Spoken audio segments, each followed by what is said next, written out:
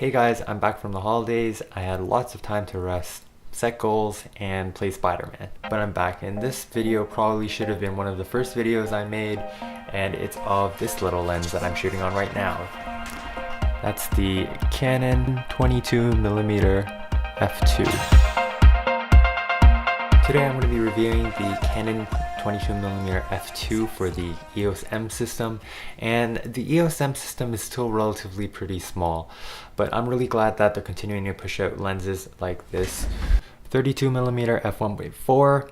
Being one of the first kit lenses for the EOS M system, the 22mm pancake lens showed off the small compact size for this system and offered good value for your money as a nice small compact pancake lens. One of the big reasons I use the EOS M system is the compact nature of not just the lenses but also the bodies. All of the EOS M lenses are exactly 2¼ inches in diameter, and this means I can pack it to any bag while I go travel, and it makes it generally really easy to bring around. I remember when I was looking at my DSLR system with Canon when I was traveling, and it always felt like a burden to bring around or even just hang around my neck because it was so big and clunky. So I decided to make the jump to mirrorless, and I never looked back, except until I started doing more event shoots, and then I realized this particular setup wasn't ideal for event shooting.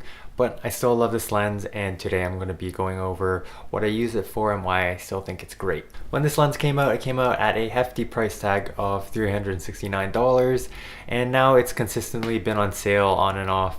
But generally you can find this lens for less than 300 Canadian dollars. It's been out for about 6 years, so there's a bunch of secondhand copies you can find on Craigslist or Kijiji in Canada, which I would recommend you doing if you're not looking to spend a whole lot of money. I got mine bundled with a EOS M camera, and I ended up getting the lens itself for about $100 because I sold off the camera body, so that was pretty nice. This lens has a fast aperture of f2, which means you can get some really nice bokeh in the background and nice quality pictures in low light. Unfortunately, autofocus is quite slow in low light, so I would recommend you switching that over to manual mode. Some of the newer cameras offer focus peaking, so that really helps with manual focusing in low light. So I would recommend you turn that on if you are going to use manual focus. The 22mm focal length on this crop sensor camera is about 35mm in full frame. So what that means is that it's still a fairly wide angle lens and allows you to catch a good portion of your scene. It uses a silent SEM motor, which is great for video work if you're focusing between subjects, and it works pretty well with Canon's dual pixel autofocus system, which I'm using right now in this video. This lens is made with a nice metal build throughout the lens, as well as having a metal mount, much like the first 3 lenses that came out for the system, which is the Canon 22 f2, as well as the 11-22 and the 18-55, which I don't have. This lens is not weatherproof, so if you're thinking of taking this out into the elements and the rain, snow, I recommend you stay away from that because I don't think it could handle a soaking.